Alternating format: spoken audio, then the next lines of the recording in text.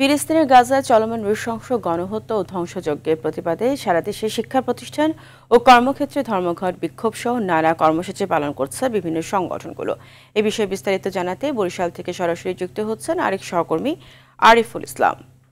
আরিফ, ফিলিস্তিনের গাজায় চলমান নৃশংস গণহত্যা ও ধ্বংসযজ্ঞের প্রতিবাদে বরিশালে কি কি কর্মসূচি রয়েছে জানাবেন।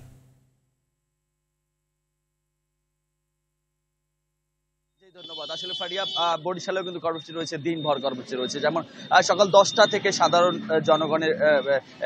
জনগণের যে ব্যানারে, সেটি কিন্তু বরিশালে মার্চ ফর প্যালেস্টাইন এই যে স্লোগানে কিন্তু সকাল 10টায় বরিশাল নগরীর টাউন হল বিক্ষোভ মিছিল অনুষ্ঠিত হবে। এরপরে জোহরবাত বাংলাদেশ ইসলামী যে আন্দোলন, তারা বিক্ষোভ কর্মসূচি করবে। বিকেলবেলা জামাতের কর্মসূচি রয়েছে। এছাড়াও সন্ধ্যায় কিন্তু আবারও যে শিক্ষার্থীরা রয়েছে বরিশালে, তাদের কিন্তু কর্মসূচি রয়েছে। এর আগে একটু জানিয়ে রাখি, গতকালকে কিন্তু বরিশালের যে শহীদ মিনার, সেখানে কিন্তু বরিশালে যে বৈষম্য বিরোধী শিক্ষার্থী, সেই ব্যানারে কিন্তু তারাও গতকালকে মোমবাতি প্রজ্বলন সহ বিভিন্ন স্লোগানে মুখরিত করেছে এবং তারাও কিন্তু বিক্ষোভ করেছে। বরিশালে অন্যান্য যে ইসলামিক দলগুলোর পাশাপাশি বরিশালের প্রতিটি শিক্ষা প্রতিষ্ঠান থেকে আজকে একযোগে বিক্ষোভ কর্মসূচি করছে। এর মধ্যে উল্লেখযোগ্যভাবে বরিশাল সরকারি বিএম কলেজের পরিসংখ্যান বিভাগ, সেখানে কিন্তু তারা যে পরীক্ষা ছিল, সেই পরীক্ষার তারা সেই কর্মসূচি পরীক্ষাও কিন্তু তারা বাতিল করেছে। এছাড়াও বরিশালে অন্যান্য যে শিক্ষা প্রতিষ্ঠানগুলো, সেই শিক্ষা প্রতিষ্ঠানগুলোতে আমরা সকালে যে তথ্যটি পেয়েছি, তারাও কিন্তু তাদের কেউ একত্রতা প্রকাশ করেছে, অনেকে বিক্ষোভ মিছিলে অংশগ্রহণ করবেন এই সদর রোডের থেকেই, আমাদের এমনটি তথ্য দিয়েছেন। এছাড়াও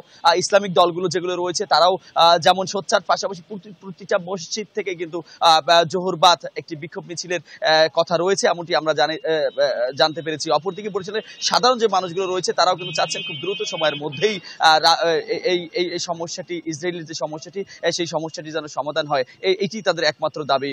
ফারিয়া, এতটুকু ছিল বরিশাল থেকে। হয়তো পরবর্তীতে জানাতে পারবো 10টার পরে কর্মসূচি কতটুকু বা কি অবস্থায় রয়েছে। আরিফ, আপনাকে ধন্যবাদ।